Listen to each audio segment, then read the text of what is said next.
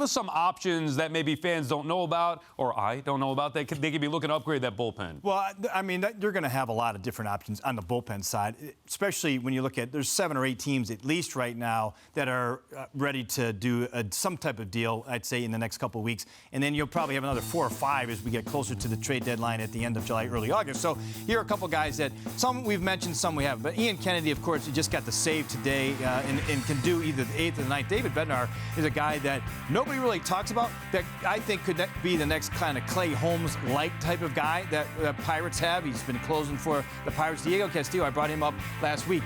He's had a great month of May, really since the beginning of May on. He's just a nasty fastball sinker. So, old friend Paul Sewald. No way. Change some things around, bring him back, get him. And Michael Fulmer, of course, too, is another guy that I would say will be in the mix that I think the Mets will certainly consider. But there's so many different options. I mean, this is one list, 5. I'll have another 5 for you next week.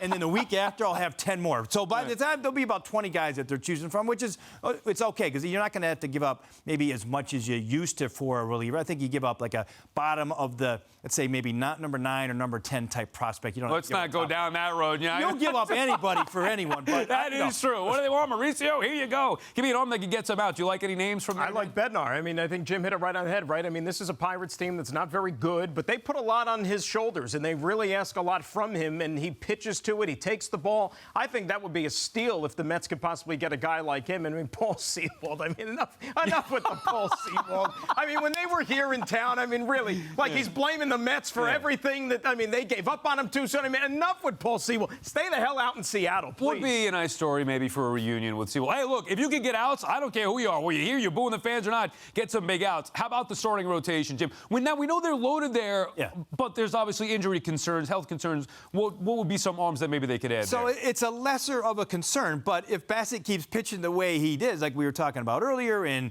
you know, DeGrom doesn't come back, now all of a sudden, you know, you're concerned that 4th or 5th spot in the rotation getting to the postseason, for me, is what you want. You want to win the division. You've got a healthy lead. You want to maintain it. So some of these guys are going to be number 3 or 2 starters, like Montas, obviously, is certainly still one of those guys. Luis Castillo, that's going to cost you a lot. It's going to cost you probably one of your top 3 guys, which you don't want to do. So they're maybe not as likely unless, you know, Scherzer doesn't come back healthy as well. Then you got to reconsider. But Merrill Kelly's a guy who's more of a number 4 type starter. And Corey Kluber, who we saw with the Yankees, listen, the Rays don't like to move guys like that, but they did last year, if you remember, with Rich Hill, it was last year for Rich Hill, and they would in the right type of situation if they got a young player like a Mark Vientos, somebody like that, they might move a Kluber. So you have to try to determine what is the slot in your rotation that you need the most.